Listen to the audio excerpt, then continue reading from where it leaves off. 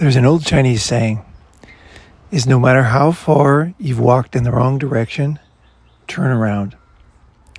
This is one of the most biggest truths in your life, and one of the most difficult. On the surface seems very simple, but it's actually the thing that traps most guys.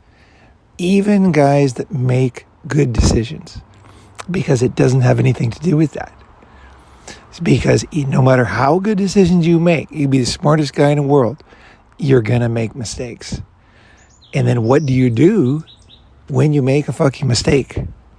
Right? I'm going to talk about all aspects of this and how it can benefit your life. This is very important because you will find yourself in some area of your life, in some aspect, some personal characteristics, some belief, some career, some way of thinking about anything, crime, girls, whatever, travel, health, is like you will find yourself at some level as a man realizing you're on the wrong road. And a lot of guys, that's where they stop because they say, oh, I got everything else going on. I'm not going to, you know what I mean? Especially if they're winners, right? I'm talking to winners here. Because winners, it's really hard for winners because they're like, hey, I'm still beating everybody. But it's like, that's not the way real fucking winners think. You want to really win? You want to let that luggage go? You want to let that beautiful brain you have run free? Here's the way. Okay. So before I get into it, I want to say there's going to be, I decided the dates for the summit. So let me get the dates here.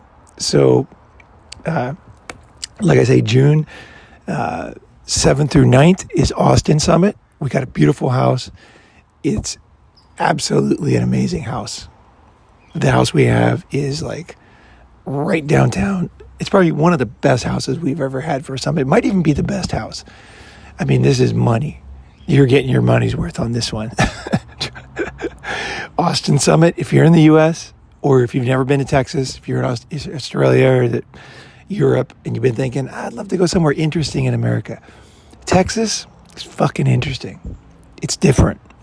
We're going to Texas and we got the house for a week. So 5th to the 11th, June 5th to the 11th. I'm going to announce the next two summits also, dates. Okay, so the next one is Pattaya, Thailand, right? Pattaya, Thailand. That is going to be July 5th through 7th. Okay, so 7th through 9th in June in Austin.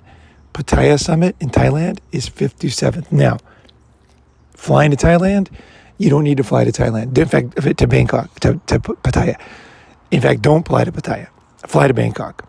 I'll be in Bangkok, and we'll be hanging out in Bangkok for the first couple days before the summit.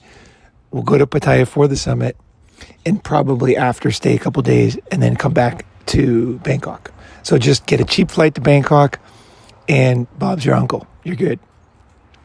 So very simple, Bangkok airport. It's super easy to get from the airport. Don't book a room in Thailand until you get in the group chat because there's super cheap ones that are super smart and you don't want to go and getting ripped off in Thailand. You want a cheap. Rooms are cheap. We don't get a house in Pattaya. The reason is because it's easy to get. If you guys want a house, we can get a fucking house. It's up in the hills. It's easy. You get a big house with a pool. But it's dumb because basically you're going to find yourself at night probably with some company, and you're going to want to be alone, have your own little place, and it's cheap. So flexible, cheap. If you want to hang out together, that's fine. We'll do that all the time anyway, but everybody wants their own room, and Pattaya is like dirt cheap. So I'm going to check into a hotel I really like in Pattaya. It's right near Walking Street. It's a great hotel. I want to check and make sure there's good deals still, and I will post that in the group chat. So if you can make it, July 5th through 7th in Thailand. Again, fly to Bangkok. Doesn't matter which airport. There's two airports in Bangkok. They're both cheap. The big airport has a train to get to the city, and the other one, you take a bus. No big deal. So either one. Next thing is Tokyo, Japan. Now, some people are going to want to go to both summits or even all three. So let me say this. Japan is going to be 2nd to 4th. You want to fly into Tokyo of of August. So August 2nd through 4th. So you're going to be in Japan at the peak of summer. Okay, so it's going to be hot. You don't need any long pants. You could bring something to cover your legs maybe in case you get sunburned, like a real, almost like a thin something, Like if you have a real thin pair of jeans, you might take those, but you don't need them. It's going to be blazing hot every fucking day. So yeah, and things are cheap in Japan now because the yen is so low. So you really don't have any stress. So either one, you're going to be Pattaya Summit and Tokyo Summit clothes-wise. Neither the Pattaya Summit nor the Tokyo Summit, you don't need a sleeping bag. Okay, there's no need for one because we're going to be in rooms separate anyway. So August 2 through 4, after the summit and before, for a few days, we're going to be hanging out doing stuff. So before that, we'll be in Tokyo. After the summit, probably a couple days in Tokyo, and then we're going to head down to the beach like we did last year. It's going to be totally awesome. Bring your sunscreen. Good to have a hat, some kind of like hat that blocks the sun because it is hot and it is sunny. And the chicks are just going to burn your eyes, so bring sunglasses. It's a fucking party. We're going to go there. We're going to go to another beach town, and then we're going to head down to southern Japan to off the beaten tracks. If you want to read a great book, there's a book called Hidden Japan by Alex Kerr. It's like, I think $12 or something. He's a good author. I've read his other books. I haven't read this one. I heard it was great. But Hidden Japan is something you might want to read to kind of get in the mood for Japan. And we're going to go, like I say, we're going to go afterwards on a trip. Now, for you guys that have never been to summits, we do the summit, and that's what the summit is. Afterwards is a trip, hanging out. It's more flexible. We're working together. We're doing stuff together. We're sharing rooms. We're moving around. It's for hardy people, guys who want to see more, hang out more. There's no official meetings. I'm not, you know what I mean? We're not recording speeches and things like that. We're having fun. We're learning. We're helping each other, and we're exploring. Adventure. Adventure. Big time, baby. We're going to some new places this time in Japan, so it's going to be great. And okay, so let's go back to the topic of this video. Oh yeah, if you want to go to those summits, and you can go to both. Okay, this is one. I'll make a pitch here for both. If you go to Pattaya Summit, July 5th through 7th in Bangkok, it's very cheap to fly to Japan from Thailand. There's an airline called Air Asia, very cheap flights, and flexible too, because they go every day. So what I would recommend, if you're going to go to both, if you have time to go to both, you're between jobs or something, I would say fly into Pattaya just before the summit, and then stay, buy your ticket to Japan from Thailand when we're hanging out, right? I can help you. And then go to Japan. We can hang out for the month. Not every day, but we'll be around. I'll be there, and we'll be doing I'll be doing stuff. And I'm really looking forward to hanging out in Thailand with my friends. I've been gone for too long. I left in December. So I'm looking forward to kind of hooking up with guys and hanging out with old friends and cruising around and eating some Thai food. That sounds great. And then Japan is basically Tokyo, like I said, Tokyo Airport, Narita, or Haneda. Haneda Airport's also good. In fact, Haneda is better if you can get Haneda. Haneda is like downtown Tokyo. So if you're flying in and you got money and you don't care about the price, sometimes Haneda is cheaper, but often it's more expensive. Haneda, you can be, especially if you pack light, you can be from Haneda Airport to Shibuya, where all the girls are, in like fucking 25 minutes or something like that. Crazy. 30 minutes. So you're right in the action. All right. So let's get back to turning around. I used to debate. I used to be on debating teams. I didn't want to, but my teacher would always put me on debating teams in college and high school. And I quickly learned something about human nature, is that when someone is debating, usually most people, it's a pointless exercise because they're not going to change their mind. They're not going to change their mind. And I decided to do something that was very crazy at the time. My teacher obviously didn't like it. But I said, when I would start a debate, I said, look, anybody in this debate, no, actually I said, sorry, myself, I said, I'm here to talk about an issue. And I would go into the issue and say, look, this is what I think right now, but the purpose of this debate is to learn the truth. So I'm open to hearing what the opposition has to say. And if they have a better argument and it makes sense, I'm willing to totally change my point of view, because that's the whole point I'm here. I believe I have the facts on my side. I believe that I've discerned this correctly. But, hey, I'm not perfect. And I'm trying to find the truth. So if anybody at this debate is not willing to change, and just no matter what, you should believe what you believe, I'm not really interested in doing this debate. Does everybody here, are you willing? I mean, are you looking for the truth too? And people looked at each other and even my teacher was like, what the fuck? And they would raise their hands and it was amazing what that did, because when I would debate, it gave me a confidence, because I no longer had any ego in it, because I thought, you know what? Maybe I am fucking wrong. You know what I mean? Maybe I was wrong about this my whole life. Maybe I've seen things incorrectly, or maybe there's something I don't know. And it would give me a flexibility. And then when I knew something, when I knew a fact, I was able to say it with a confidence that the other guys couldn't, because it wasn't bluster.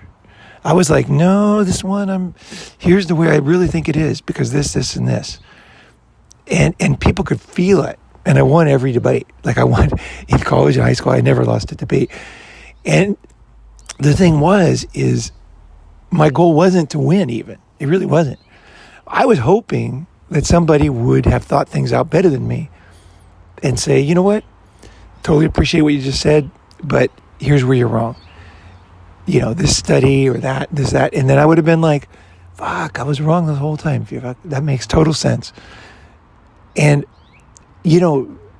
that little decision I made in debating team, it changed my life, because I no longer I didn't look at life the same way, because I was like, I think I'm right? Fuck, I think this is the way to go. But maybe I haven't, fuck. I mean, especially today, information's changing all the time, right? And it's really difficult to know the truth anymore. The old days, you would just ask your grandfather, he would know. Now, in the days of the internet, it's things that never worked work. I remember my dad saying that there is no such thing as a waterproof watch and a waterproof window. He said, no matter how good you make the window, no matter how good you make the watch, it always is going to leak at some, whatever, blah, blah, blah, blah, blah, blah. And he was right for his generation.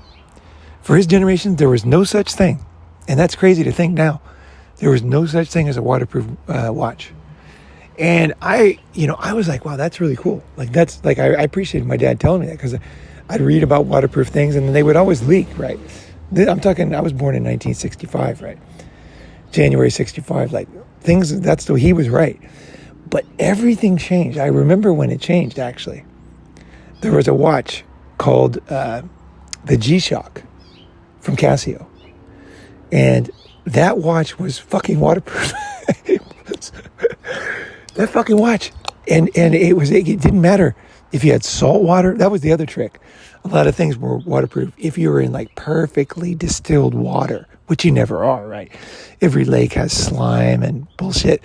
So the salesman would tell you, well, where did you use this? Well, in the ocean. Well, salt water. I mean, come on now. Nothing was waterproof, real life water. But the fucking G-Shock was different. And I'll tell you how I found my first G-Shock. Swear to God. I was surfing and I looked in the water. Someone was floating next to me. What the fuck is that?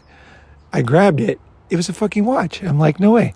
And I look at it, and it was a digital watch, which I had never had. And at the time, it's funny how things change. This is back in probably 78, 79 or something. Digital was cool for guys, for boys. Every boy wanted, I had a digital alarm clock. And I thought that was the coolest fucking technology ever. They have the big red numbers from Sears. I thought it was so fucking cool. It was probably expensive back then. I can't remember if I bought it or I got it for my birthday or whatever, but I was so proud of that fucking clock, because until then, like my dad's generation, everybody had analog clocks, and we were the first generation to have digital clocks. And I was like, this is so cool. Anyway, I saw watches digital. I'm like, what the fuck? Watch digital? No way. And then it was floating in the water. I look, it's still working. And it had a huge crack on it. I'm like, this is crazy. So I put it on my wrist, went home. I figured, well, fuck it. It's still working in the salt water. When it's got a crack on the glass, I'll take a shower with it. I took a shower, hot water. I used to take hot showers, long hot showers when I was a kid. I didn't understand the price of water and stuff. I was a kid still. And my parents would always complain. I'd take like 15-minute showers on junior high. I feel so embarrassed about it now. I just didn't understand at the time. And so I came out of the thing, steaming the place up, fucking thing was still working. I'm like, no way. Wore it to school. Showed it to people. People were like, what is that? That's fucking cool. I'm like, hey, you can surf in this thing. It doesn't even... And they're like, well, it's got a crack in it. I'm like, I know. It's probably going to break any minute. But it hasn't broken yet. So anyway, I used it. I was playing basketball at the beach. I used to play basketball all the time at the beach. If I wasn't in the water, I was playing basketball. Those are my two things. And now I walk, then it was basketball every fucking day. I'd play basketball till 3 a.m, especially if I was going through something, right? We had a basketball court right below my parents' house, right? You had to walk like 10 minutes, 5 minutes to the beach. And I just sat there by myself whenever I was struggling with something, just shooting baskets all by myself. Or I'd challenge people, And I was playing a real hard game, a competitive game. And I went for a rebound or something, and I ran into the big metal pole and my watch went whack right into the fucking metal pole, right on the glass. And this was the first G-Shock, so it didn't even have any protection. And it hit that fucking thing hard, man. And I looked at it, and it was still working. That watch worked until I went to fucking around the world. And then I just thought, well, I better buy a new one because, one, they had gotten a lot cooler looking. And two, I just thought, well, someday this fucking thing's going to stop working. But the first Casio watch was absolutely nuclear indestructible. And it totally disproved it. My dad would never believe it. He's like, no. And I was like, Dad, this thing's got a crack in it. It was all the way across the glass, too. The glass was broken in half, and it was waterproof. I mean, it's crazy.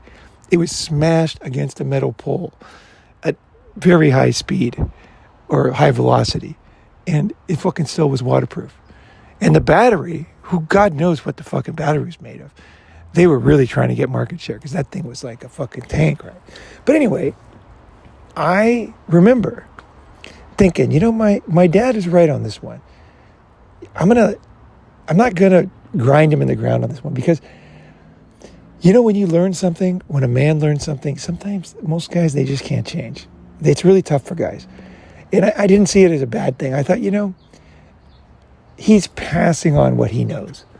But this is like when generations change, I would thought, it's different now. It actually is different. There's waterproof watches.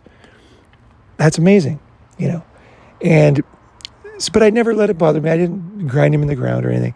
I just kept wearing it. And eventually, I think by now he understands, that there's waterproof watches. But it is quite difficult to change for men.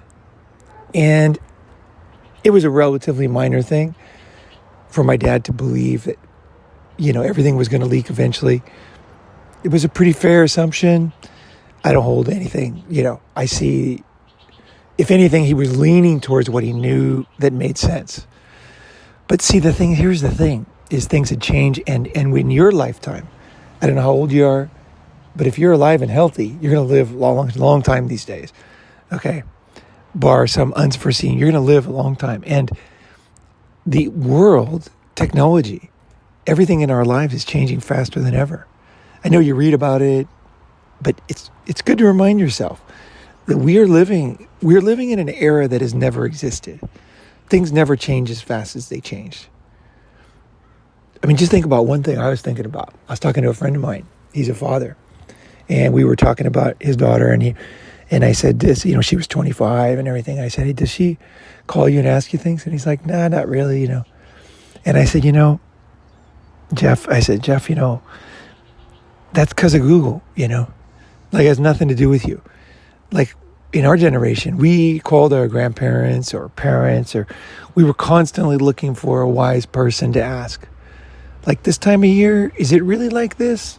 Does that really happen? Or why does that, and you just would ask another human. I mean, of course you would research, and there was the encyclopedia, and some people would get PhDs and stuff, but a lot of my life, and if you're older, your life growing up was asking other people, which seems crazy now, but it's true.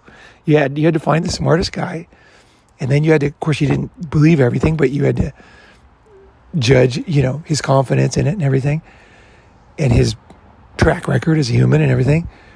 But sometimes we just had no way of knowing things. We just kind of trusted. But today, there's actually facts out there that you can read in 2 seconds. And research is going at a pace that's never even been imagined before. And the reason here's the reason, a very simple reason. When I was little, there was no research and development in most countries. Countries like India, countries like China, countries in Africa, they were just underdeveloped. They didn't have time to eat. There was starvation. That was the big issue when I was a kid. It wasn't obesity. It's weird. It's weird to think how much, but it's good to say it out loud. Like that was the big thing. Like if you cared, nowadays, if you care about people, you're carrying a rainbow flag, as far as the consensus in society is what I'm talking about. Back then, if you cared about people, you were bringing food to places like China and Africa.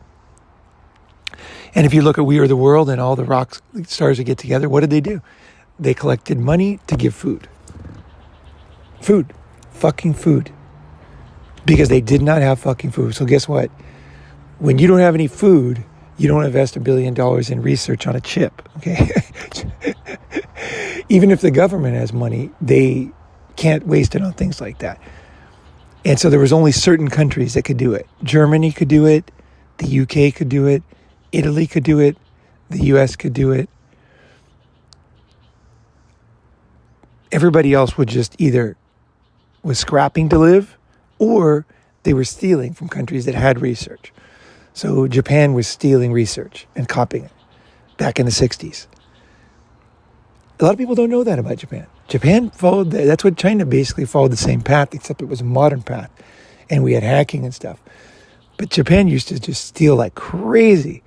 And they were allowed to, because the U.S. wanted, long story, political, against communism and this and that. So even Japan didn't research back then. And in fact, I remember when Japan didn't see the value in research. I remember, this is incredible now to think, because Japanese research is top notch now. Some of the best research in the world comes out of Japan. But, well, also too, Japan's not woke. Japan's not woke. So the research is better. I trust it more. Because you only advance in Japan based on your skill level. And I think that is such a fundamental, crucial aspect of creating excellence, achieving excellence, is to reward success and to promote success and nothing else. That's what created the world we live in. That's what our ancestors did. Anyway, don't want to go off on that. But Japan back then, in fact, as early as the 80s, Japan would never pay for consultants. They just didn't believe in it. They thought we were fools to pay for consultants. Now, consulting's gotten pretty corrupt, and you could argue that today, but I'm talking about then. Consultants were valuable back then. They would take best practices. They would tell you how to set up your factory, where to put things. There was like Deming quality. That's what Japan used, Deming's quality studies and his consulting to build Japan. That's what changed Japan about that, was Deming, the great Deming, who taught how to make a reliable, mass-produced product, quality product. And after that, Japan got open-minded. big companies started to research. And just on the research topic, the reason why Germany was so ahead of everybody else, Germany was the first country to pay for research and development, R&D. And that's what made Russia the juggernaut in World War II. A lot of people thought it was a race thing. It wasn't. It was R&D. It was investment in R&D. It was investment in people.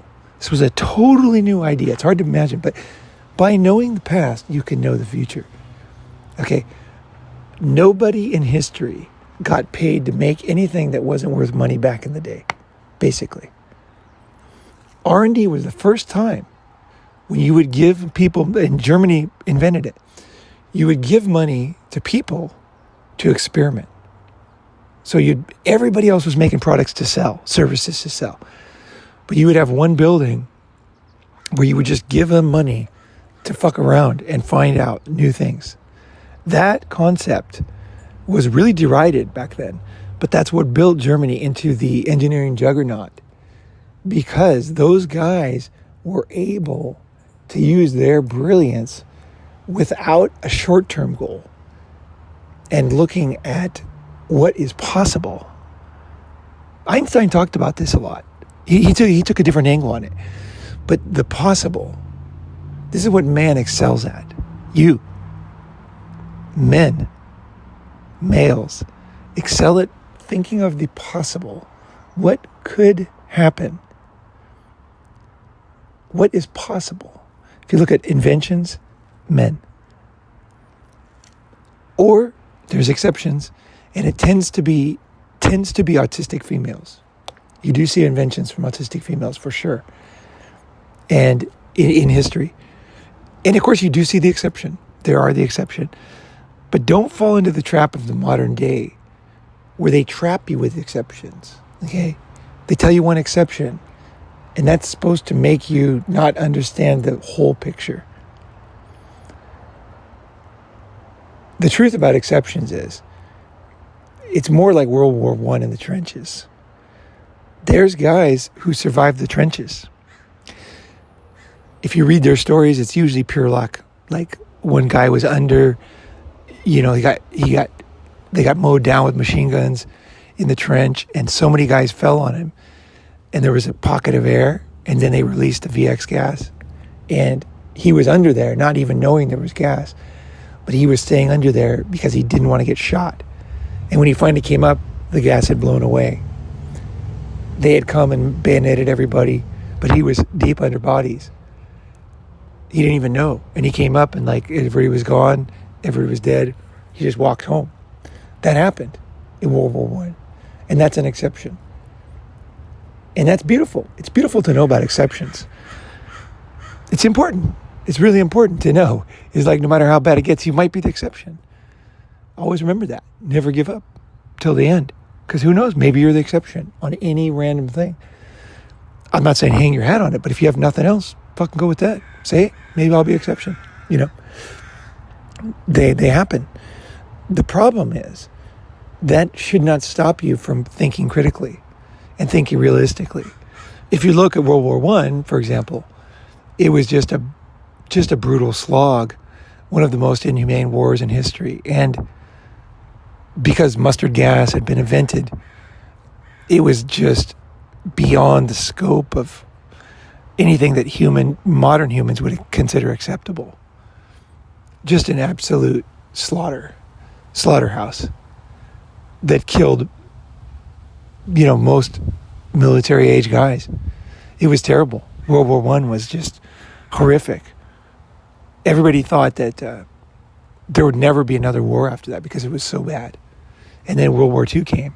And of course that's fresh in our memory, but actually World War I was just, to me, just like the most miserable, terrible war.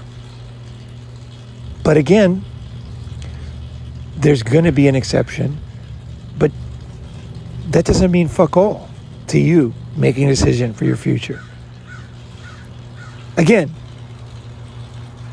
you're down to your last fucking thing, you're in a boat, you're going off a waterfall, there's no way to get out, there's no way to fight the current. Just say, hey, maybe I'm going to be the exception. Fuck it. I'll enjoy it to the end, and then I'll be the exception, and then we'll call it a day. I'll go home, fucking make some dinner. That's a good attitude. Now, before you go into it, you probably want to think a little clearer about that and say, you know what? That's a last resort thing. That's not a hang your hat thing. So, what is the reality? What is the reality for men today? Is that everything is going to change, and it's going to speed up, and it's faster than ever. And your ability to walk in one direction and turn around and walk in one direction, turn around and walk in one direction and turn around and walk in one. And that ability is probably going to be, and I predict this now, I can see it coming because we're changing faster. And humans, unfortunately, most humans cannot do that. But if you're here, still listening, you're different. You're open to it. Don't tie your ego to changes. Realize that no matter how smart you are, the ground beneath you is going to change. The legal system, war, disease, bioterrorism, comets, asteroids, earthquakes, missions to Mars. Everything is going to change in your life. Internet, VR, AI. I believe that the men's movement that we're in right now, I believe this is everything to do with what I'm talking about. It's not about women. It's not about divorce. It's not about women's nature. It started there. And this is what, if you look in history, if you read history, movements start with one thing, or ideas. Let's just call it ideas. Ideas, reactions, backlashes start with one thing, and then they lead to other things. Or they go deeper into the deeper cause, right? I believe that men are realizing for the first time, they're hitting that roadblock and realizing that the old way of living is not working. And when I talk about freedom, a lot of people will misunderstand that. The reason why you're free is so you can make other choices. It's not so you can do nothing. It's not so you can amass millions of dollars and billions by yourself. It's because you don't know what's next, right? So you want to be healthy. You want to be flexible. You want to be agile. You want to be prepared. You want to train your brain like a muscle. And one of the most important things you can do is to be willing to change on the flip of a coin. I'm going to talk more about this at the Austin Summit, but I think this is the number one skill I have. Is when I see something, I can pretty quickly say, you know what? Fuck, this guy's right. I've been totally fucking wrong about this my whole life. Holy shit. And I started doing this in high school. And it has been the strength for me. And when you do it as a man, it's so important because men are so rigid. When you start doing this, or even thinking you might be able to do this, you will suddenly feel this incredible weight go off your shoulders. This weight that men have carried for generations. It's like the weight of slogging on when you know it's wrong. The weight of not changing. In the old days, we could afford it. In the old days, men could say, hey, you know, I'm not going to live that much longer. It's not going to change that much. My generation, we just believe this and that's the way it is. But it doesn't work anymore. You know, even Einstein would not accept the fundamentals of quantum science. They were being discovered in his lifetime. And he called it spooky action at a distance because he just couldn't change. He couldn't understand or accept, probably couldn't accept, that there was different physics basically for different sizes of objects. He was like, there's physics and that's it.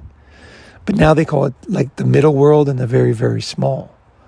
There's different physics. And it's unbelievable, but that's the truth.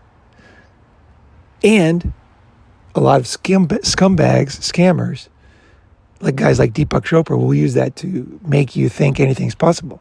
No, everything's not possible. What I'm saying is that it's very uncomfortable, actually, what I'm saying, is that even though physics is true, and a lot of laws are true, there's a deeper level when things are completely fucking different.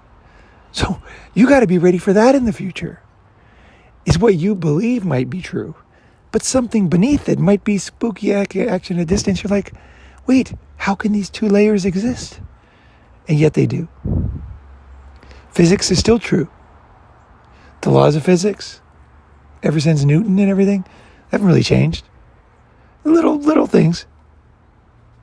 But this underlying craziness underneath that is just now being understood and discovered. And by not only turning around as the old Chinese wisdom, but being able to see below you and above you. How do you do that? How do you prepare yourself and your sons for the future? The way you do it is by teaching them this very thing. The ability, just like I said, the way I quit sugar. I just said I'm fucking done.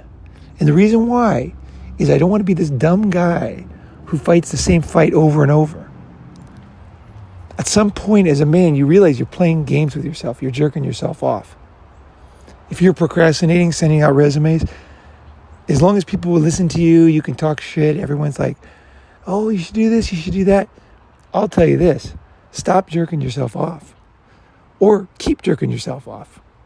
But just know that's what you're doing. And nobody cares. You can jerk yourself off all you like. You can continue jerking yourself off. That's fine. I don't want to do that. So I'm willing to change. And say, you know what? Like Dr. Lustig, he convinced me. I was like, that guy makes perfect fucking sense. He is right. God damn it, I'm going to change even though it's hard. And even though it is actually pretty complicated. Because there's natural sugar in things, right? I had to work through that one.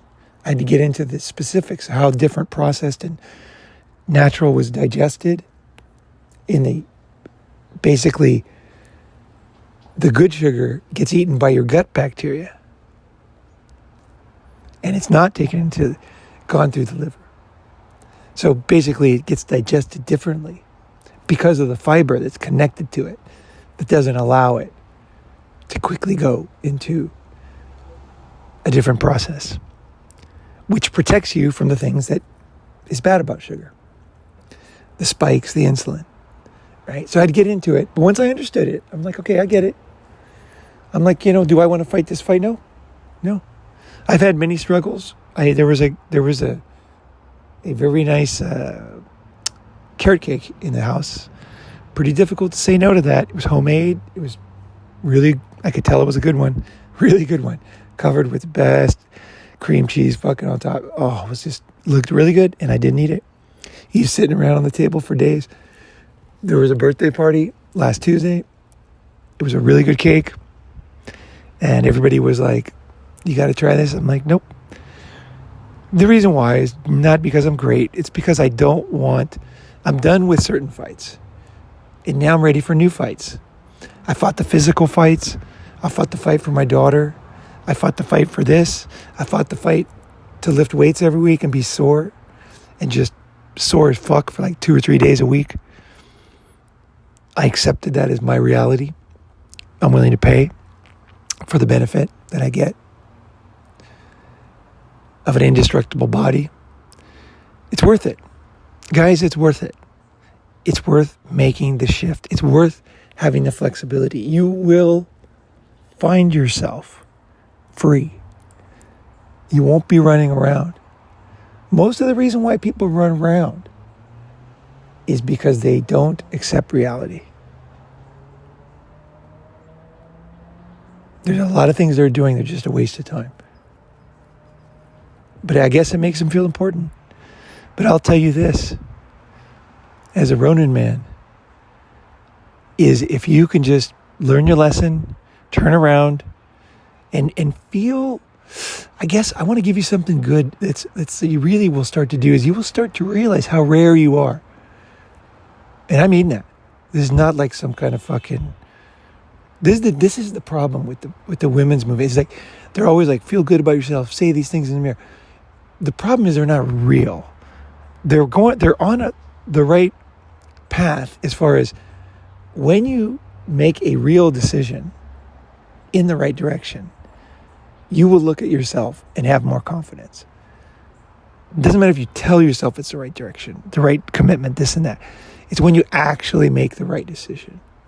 So for men here is be ready to change. And when you change, realize that's it. You're a man. You have seen things a new way. And you're done with that. You're done with that old way. And now you realize there's going to be more challenges coming up.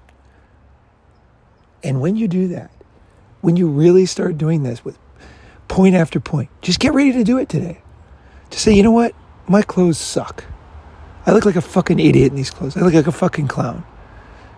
What am I going to do? Am I going to go? This is what I said to myself. I started saying this to myself about 9 years ago. It took me a while. And it's very difficult, actually, to dress better.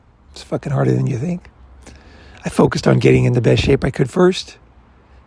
And then, piece by piece, I started to learn what looked good on me, what colors, what sizes, what styles, what things together, what seasons, comfort. Because I also want things that are super easy to wear, I never want to iron anything. There's certain things I demand is comfort. And I don't want to have a lot of things, so I need things that work for a lot of things. That makes it difficult. Anyway, 9 years later, I've totally transformed the way I dress. And I think it was one of the more difficult things I did, actually. And it was really enjoyable. And I look back at my old pictures of myself and I'm like, God, you dress like a fucking clown. And I'm like, I'm proud of that little change. It sounds dumb, but it affects how people see you. And it'll affect how you see yourself too. When you see your mistake, there's stages. First you see it, it's ugly. Then you accept it. Say, yep, look like shit. And you'll think, God, I tried hard in the past. I had this cool check. Nope. Bottom line, you look like shit. Yep, that's the way it is. Okay. And then just accept it. Say, I dress like shit. Then you'll start to think, well, I guess I could find one cool thing for me, right? One fucking really tight. I mean, I'm talking high expectations here. You know what I mean? I'm not talking like I looked worse than everybody else. I'm saying like, as far as what I wanted, the way I wanted to present myself to the world, I looked like total shit, like a clown. And I was like, you know what? I'm going to start with shirts. And I started with collared shirts because at least a nice golf shirt that's a good color on me, fits me good, a nice slim fit, showed that I was in shape. So I bought different colors. Well, I went through my stages, right? I'll talk about that later. But I started with one thing, and then I was like, yeah, that fucking shirt looks good on you. You don't look like a slob anymore. And then I realized, hey, people were treating you a little differently. Interesting. Took me a few years, and I started to improve my shorts. And then some days I would actually look really nice. And I was not spending hardly any money. It was from different visions of myself. It wasn't for money. I was probably spending less money. But it was accepting. I was walking in the wrong direction, right? You're an idiot stage. I'm walking in the wrong direction. Now I'm going to stop doing that. I'm going to stop buying this shit without thinking about it. I'm not going to buy anything until I know more, right? And I'm only going to buy one thing. And then I'm going to test it. See if I'm right. See if I chose correctly. Usually I chose incorrectly for the first one, but it looked better than before. So then I would choose again. Usually it was a little better. As I got better and better, it was harder to get better. But the whole package was paying off. And now what seems effortless was 9 years of thinking and discerning and testing and throwing away and checking. And it was, you could say, oh, now you dress cooler, but who cares, right? And there's some stage I would say, yeah, I agree with you. But, it's kind of like that mountain outside. You just want to climb it because it's there. And I think, once you realize it, it's better single, it's better free, you want a better job. At some point, you're going to say, you know what? I want to present myself to the world better. I want to present myself more like the real me. Smart, forward-thinking, disciplined. I don't want to have to come from behind all the time like I used to. I want to people once in a while actually give me the benefit of the doubt. And you think, if anything in the way I'm presenting myself is holding me back, I don't want that anymore. I don't want to always be the dark horse, always coming from behind. And that's what happens when you dress like shit. They're like, oh, I thought he was an asshole, but yeah, he turns out to be a cool guy. I don't want to spend my life going through that cycle. I want it to be shorter, where people are like, you know what? I met this guy, I thought he was different. I'd rather have that, the beginning. It's more likely to work, and you save a lot of time. And it's very true, too. How you present yourself does affect people's image of you. Big time. Big time. It's sad, actually, how much it does. But it doesn't matter. Once you're free, and you're always going to be single and free, you'll realize being in shape, being ripped, having cool clothes is fucking fun. It's the one thing you can do. Wherever you go, there you are. And you're presenting yourself to new people. It will give you different opportunities, too. There's many, many reasons to improve how you present yourself to the world. And also, too, in the way you talk. I've been cleaning up the way I talk. I've been improving step by step my vocabulary and the way I talk. I'm never static. And I hope that for you too. I want to say thank you for listening, and I hope to see you at Austin, 7-8-9 June, July. Let me get the dates here one more time. July 5th through 7th in Pattaya. Again, fly into Bangkok. We'll meet in Bangkok. And Tokyo, August 2nd to 4th. I'm going to be there early, and I'm going to stay way late. Especially late. If you want to meet up and hang out in Tokyo. And if you want to do both, again, fly into Pattaya, say 4th of July. And then we'll hang out, and then we'll get tickets together to Tokyo. Piece of cake. All right, guys. I hope this touches something. I hope this video helps you. Because no matter where you are on the scale, no matter how much you've gone, this is the same truth. Let go of things that are incorrect. Be open to totally changing. Let the weight of the world off you. Don't fight the same battles. Let them go. Fight new battles. And feel that amazing lightness of not doing the same dumb thing over and over. open your chest. Look up at the sky and breathe in and say, you know what? I'm done with that one. I'm ready for the new ones, but I'm done with that one. I'm done.